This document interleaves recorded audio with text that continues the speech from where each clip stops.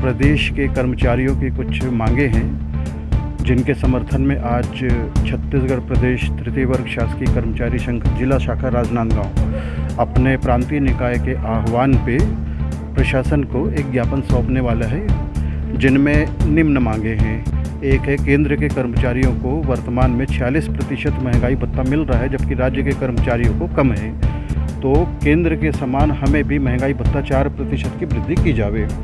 दूसरी हमारी बातें हैं इसमें 7वें वेतनमान की जो अंतिम किस्त है, 6वीं किस्त जो है, उसको तत्काल उसको जारी किया जावे, आदेश उसके लिए।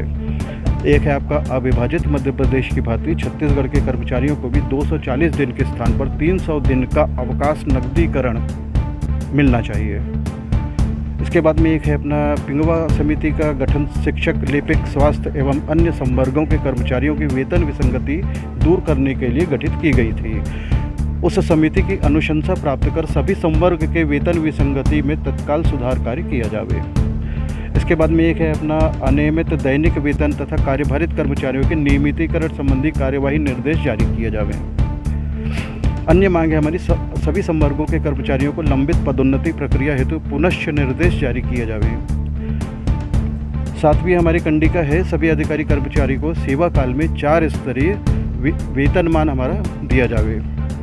लिपिकों के अनुकंपा नियुक्ति के संबंध में दिए गए निर्देशों के पालन हेतु दक्षता परीक्षा 6 माह में आयोजित किए जाने संबंधी आदेश जारी किए जावे, ताकि लिपिकों को यथाशीघ्र प्रोत्साहन भत्ते का लाभ मिल सके।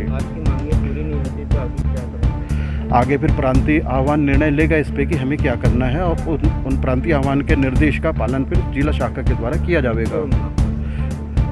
मैं आनंद कुमार श्रीवास्तव, जिला सचिव, छत्तीसगढ़ प्रदेश तृतीय वर्ग शासकीय कर्मचारी संघ।